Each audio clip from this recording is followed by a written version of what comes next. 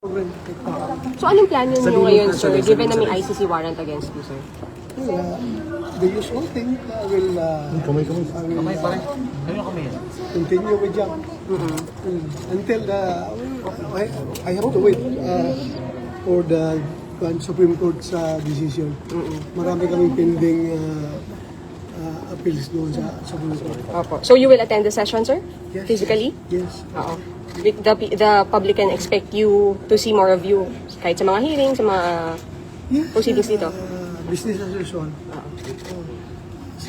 Sana naman yung gustong hulihin ako ay hintayin rin nila yung Supreme Court na decision. Anong prayer niyo, sir, dun sa Supreme Court opinion? Marami yun, hindi ko namuras. Yung mga abogado ko, 3, 4 ba yun mga petisyon na pinadala doon. Kinayal doon. Sir, pero hopeful kayo, sir, na mapagbibigyan kayo ng Supreme Court doon sa request po dito? I'm hoping and praying. I'm hoping and praying. Sir, pero may mga nag-i-insist pa rin na dapat i-implement yung warrant, na sakop tayo ng warrant na yun from ICC. Well, I respect their decision, their opinion. Sige, kaya mo lang sila. Kanya-kanya tayong opinion. Sir, wala po kayong balak mag-surrender po sa jurisdiction ng ICC. Even the Philippines is required to enforce the warrants. Why? Ikaw ba? Gusto mo mag-surrender doon? Pilipino ka? You have existing Philippine codes. Bakit magpapatry ka doon sa mga Banyaga? This is an attack to our sovereignty. Please, supplementarity clause mo kaya ang kailangan. Sabi ng Article 1 ng the Rome Statute. Anong klaseng complementarity ito? There's no need for complementarity dito dahil buhay ang ating justice system. So anong plano niyo, sir? Anong plano niyo? Dito lang kayo sa Senate, di kayo alis? Hindi kayo lalabas, sir? Oo. Hindi kayo... Hindi, kailangan kong bumili ng mga gamot maintenance dahil hindi ko nadala yung mga gamot ko pang maintenance. Saan ba kayo nag-stay, sir, in the past months? Ano ba the Philippines? Sabi ni Senator Robin, nagpunta daw kayo ng bundok. Lahat. Sabi ko, I was with the Nature. halls of the air and the beast of the field. Sir, Sama ng loob ka ba kayo this piece of law, knowing na nag-coordinate pala sa Alam daw. Hindi ako plastic. Hindi mo sabi na wala akong samaan. Because yung ginawa niya pagtataksil, hindi lang yung pagtataksil sa kanyang kulig. Kundi pagtataksil niya sa institusyon na Senado. Siya pa naman ang pumirma ng resolution namin na dapat dadaan sa legal processes na ni-require ng Supreme Court na dadaan sa lower courts yung arrest warrant. Alam naman niya, pinakitaan siya ng warrant of arrest na galing ICC. Dapat tinanong niya saan dito ang corresponding local warrant of arrest. At saka wala siya sinabihan. Talagang may design talaga na talagang gusto niya mahuli ako sa baba para hindi ako makaakyat dito, para hindi siya ma-unseat. you feel betrayed, sir? Ha? You feel betrayed by Yes, SC? hindi ako magkipagplastikan. I feel betrayed. Nirespeto ko siya. Kahit na magkaibang kampo kami, pero ang respeto ko sa kanya, andyan pa rin. Andyan pa rin. Dahil matanda siya ang senado sa akin eh. Kailangan term na siya. Pero sa ginawa niya na yun, malungkot lang ako. At hindi pa rin ako galit sa kanya. Hindi ako galit sa kanya. Malungkot lang ako sa ginawa niya. I'm Sir, sad. Yung pangunguna ni former Senator Trillanes sa pagkakain ng ICC na warrants, pag-inisiwan na. Hayaan mo na lang siya. Kung yan ang gusto niya sa buhay niya, na papel. Okay lang. Sinunod daw niya yung hamon mo, sir. Ha? Para ikaw daw naghamon daw nun dati. Okay lang. Sige lang. Sir, worth it po ba yung paglabas ninyo kahapon? Kasi yung the past 6 months, kalmado kayo, walang naghahanap sa inyo, walang naghahabol sa inyo. Pero kahapon, isang araw lang kayo lumabas, pero yung habulan, yung pressure, yung stress po sa inyo. Everything happens for a reason. Everything happens for a reason. At for decision niya ni Lord. Lahat ng pangyayari sa ating buhay, siya nag-decide yan. Siya nag-design. So whatever happens to my life, after serving this country faithfully, after, since second lieutenant ako, yung buhay ko palagi nasa danger sa aking tutupad ng aking tungkulin. I serve this country faithfully. Tapos, pagkatapos na yung ganito mangyari sa akin, so if it is the faith given by God, I'm going to accept it. Sa si Lord ang masusunod ko eh. So ano- Pabayaan natin kay Lord ang lahat eh. But you will reaction not niyo? surrender. Ha? Hindi po kayo isusurrender. Kasi absent. I only recognize Philippine courts, not the foreign courts. Ayaw niyo So, maulit kung yung maglabas- kay former President Duterte. Ayaw niyo maulit. Sana naman, not for President Duterte, not for me, but for every Filipino na dapat ang kanyang kapakanan ay pangalagaan ng ating gobyerno. So kung maglabas ang local court, sir, ng warrant against you, susunod kayo? Andyan na yan eh. Kung andyan yung decision ng partner, we will cross the bridge when we get there. Ha? Sir, you have an appeal to the President? Ha? Nag-appeal kayo sa President? Yes. Lahat ng interview ko, nag-appeal ko sa kanya, Mr. President, sir, alam ko wala kang personal na galit sa akin. Alam ko yan. Wala kang personal na galit sa akin. So sana naman, bilang ama ng ating bansa, alagaan mo yung mga anak. Kami, yung mga anak. Alagaan mo lahat ng Pilipino. Sana, the role of the government is to take care of its people. Sana alagaan mo ka rin. Huwag mo kami ibigay doon sa mga dayuhan. Napag-usap ko sa kanya. As I've said, hindi lang para sa akin, kundi sa lahat ng Pilipino. Huwag niyo po ipagkanulo ang inyong kapwa Pilipino sa mga banyaga. At alam mo, sir, kung anong paghirap ko sa serbisyo. Ginawa ko lahat para sa bayan, hindi yung pang sarili ko. Hindi yung para sa sarili kong kapakanan. Hindi ako nagpayaman sa serbisyo. Nagtrabaho ng gusto, faithfully. Sir, ano masasabi? Kaya itong appeal ko dito, Ano? sa kanya, hindi lang para sa akin, kundi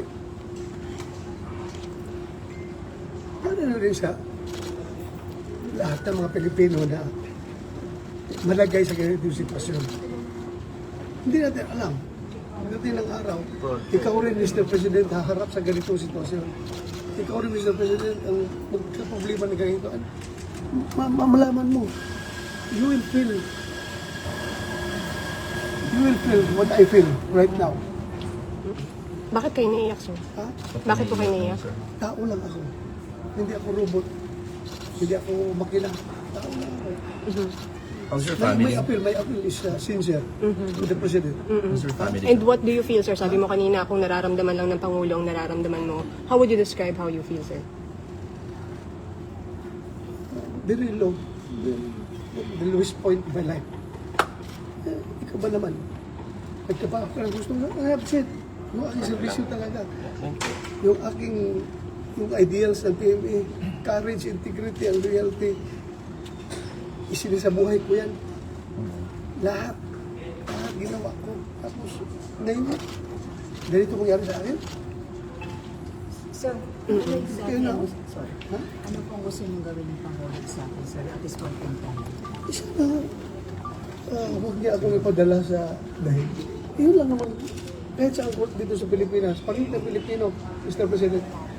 Pareho tayong Pilipino, kung pwede lang. Kung meron akong pananagutan ko dito sa ating local court. Huwag doon sa Banyaga. Huwag doon. Ang appeal ko sa kanya. Natatakot ba kayo, sir? Na baka bigla kayong dalhin, damputin? Tao lang naman tayo. Hindi naman tayo despite sa aking mga pinagdaanan, the more I am humanized sa lahat ng trials, lahat ng hardship na aking dinaanan, the more na na-humanize ako. So, sir, anong comment nyo dun sa mga EJK na kinoconnect sa inyo? Allegedly, kayo ang behind. Sir, sabi sa warrant po kasi may reasonable grounds daw to believe that you're involved in DDS and... That's their point. That's their point. May point naman din tayo. Ikaw ba, do you think may napatay akong tao sa EJK? Ha? Do you think meron ako inutusan na patayin mo yan? Ha? This is all about politics. Ha? Politics ito. Yung Trillanes na galit sa mga Duterte, yung mga makakaliwa, na galit sa pagtira ni Duterte sa mga komunista. At yung Sakim na Martin Romualdez na gusto maging presidente ng Pilipinas, sila ang nag-coordinate itong lahat para pabagsakin ang mga Duterte. Senator Marcolita, this is all about politics. Yeah. Kasi kung hindi ito politics, bakit hindi ako kasuhan dito sa local courts? Ha? They want us to banish from the Philippine soil. Yan ang gusto nila, kaya doon sila nag-file. Dito, kung gusto nyo accountability, filean mo ako dito. Ang kaso sa Pilipinas. Yan ang mga Philippine courts natin. Pero isang murder, walang pinail sa akin. Kasi alam nila wala akong pinatay na tao at wala akong inutusan na patayin ninyo yan. Alam nila yan. Eh, yung mga taga-ICC na naniniwala sa kanilang mga fabrication, Sir, everything is fabricated. So, ano lang ang naging role mo, sir? Ano lang ang naging role mo? Ang role ko is para mag-lead sa war on drugs. Ha? And it doesn't mean pag war on drugs ay patayin lahat ng tao. Ha? Of course, kung ang buhay ng mga pulis ay nasa bingit ng kamatayan, ay dapat lipisan na sarili nila. At wala akong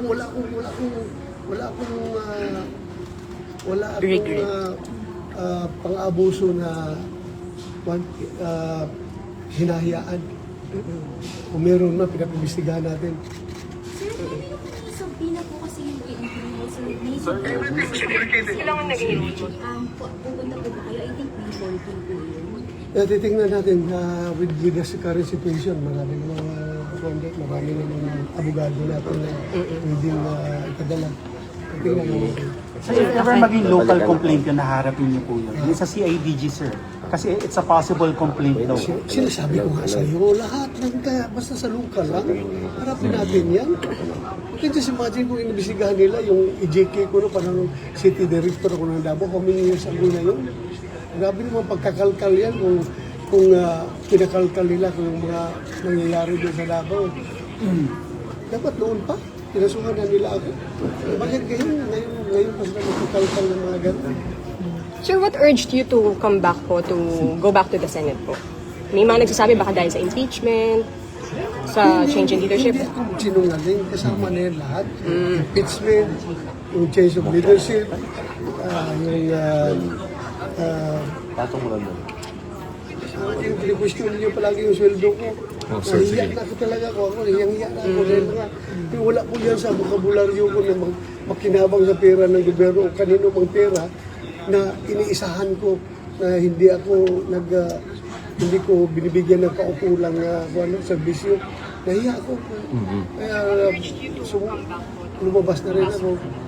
At kahit nag-question yan, alam naman yung rason bakit ako umiiwas o pumunta dito dahil nag-trip. Nandyan mo. Nangyari na nga kahapon. So kung kayo ako, ano kayo? Sabihin na lang ninyo ako na magsamantala, basta huwag lang sabihin na tanga. Tanga man ito sa bato. Alam na niya na may warrant na huli siya. Tapos, yun. Sir, how do you...